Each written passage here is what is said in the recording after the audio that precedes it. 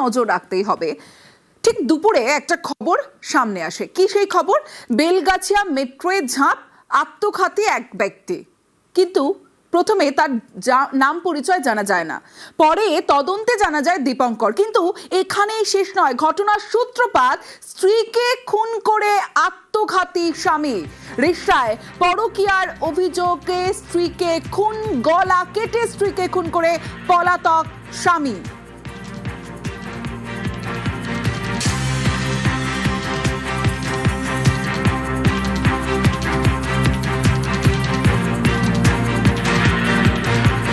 সরাসরি চলে যাব, রানা রয়েছে আমার সঙ্গে, রানার সঙ্গে কথা বলবো।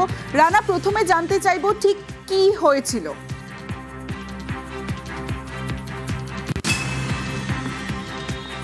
হ্যাঁ দেখো, আজ সকালে হচ্ছে রিসরা মানে 3 নম্বর ওয়ার্ডের গভর্নমেন্ট কলোনির পাশে একটি বাড়িতে ভাড়া থাকতো এই মনিকা ওঝা ও তার সঙ্গে 6 বছরের মেয়ে, যেখানে স্বামী দীপঙ্কর সরকার সে কিন্তু বাড়িতে থাকতো না বলে সেটা প্রতিবেশীরা জানতে পারে।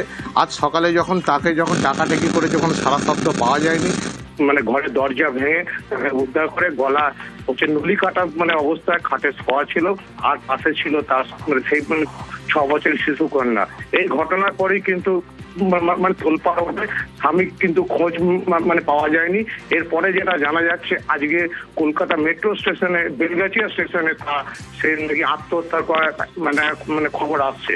এই যে ঘটনাটা নিয়ে কিন্তু সরব হয়েছে সব এলাকার মানুষজন, কারণ তারা দীর্ঘ প্রায় 6 থেকে 8 মাস ধরে এই বাড়িতে তারা ভাড়া থাকতো। স্বামী মাঝে মাঝে আসতো, চলে যেত।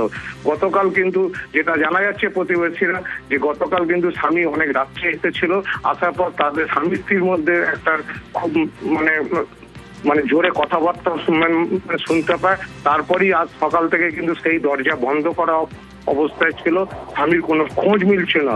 আজকে এই স্বামী যখন এই মেট্রো রেলে তার আত্মহত্যার খবর পাওয়ার পরই তার যে পরিবার, অর্থাৎ মনিকা ওঝার যে বাবা মা, তারা কিন্তু এই ঘটনা জানেন না যে তার জামাই যে আত্মহত্যা করেছে। ফলে পুলিশ দুটো ঘটনায় তদন্ত শুরু করেছে। ইতিমধ্যেই যে বাড়িতে ভাড়া থাকতো ঘরটিকে পুলিশ সিল করেছে। এখনো পর্যন্ত ঘটনার মধ্যে কি হচ্ছে মোটিভে, যে কেন তাকে খুন করলো, সেই বিষয়টা কিন্তু এখনো স্পষ্ট নয়।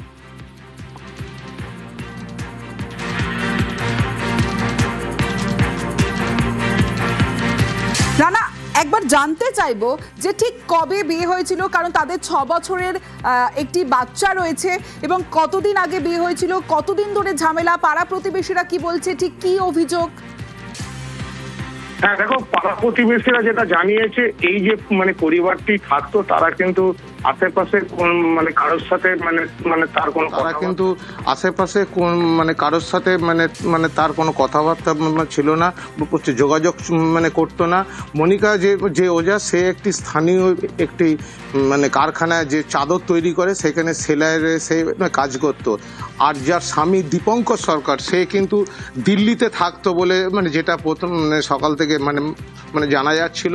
কিন্তু পরে তার পরিবার, অর্থাৎ মনিকা ওঝার বাবা মা জানিয়েছে যে না, সে কলকাতাতে নাকি হোটেল ম্যানেজমেন্ট পাস করে সে নাকি চাকরি করত। এদের মধ্যে একটা সম্পর্ক যে গড়ে উঠেছিল, সেটা বলাই বাহুল্য। তার কারণ হচ্ছে বিগত 8 বছর আগে তাদের বিয়ে হয়েছিল।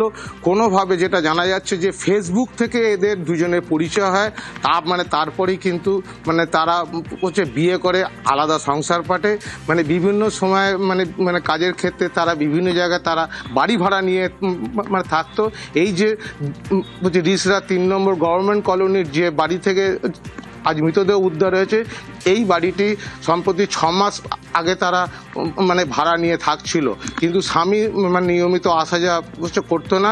তবে যেটা জানা যাচ্ছে, গতকাল নাকি রাত্রেবেলা যখন স্বামী আসে প্রায় গভীর রাতে, তারপর স্বামীর সঙ্গে তার যে স্ত্রী অর্থাৎ মনিকার একটা উত্তপ্ত বাক্য যে বিনিময়ে ঝগড়াঝাটির কিন্তু আওয়াজ শুনেছিল।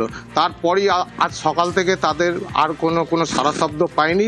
প্রতিবেশীরা যখন ডেকে সারা শব্দ না পায়, এরপর রিসরা থানার পুলিশ গিয়ে সে ঘরের দরজা ভেঙে মৃত মনিকা ওঝাকে উদ্ধার করে ময়নাতদন্তে পাঠিয়েছে।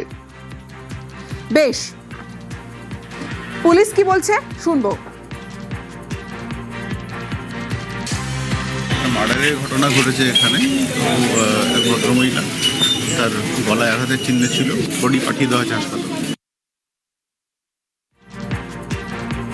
স্ত্রীকে খুন করে আত্মঘাতী স্বামী, রিকশায় পরকীয়ার অভিযোগে স্ত্রীকে খুন, গলা কেটে স্ত্রীকে খুন করে পলাতক স্বামী। মহিলা চিৎকারে পুলিশে খবর দেয় স্থানীয়রাই। পুলিশ এসে মনিকার দেহ উদ্ধার করে। স্ত্রীকে খুন করে আত্মঘাতী স্বামী দীপঙ্কর। বেলগাছিয়া মেট্রো স্টেশনে ঝাঁপ স্বামীর।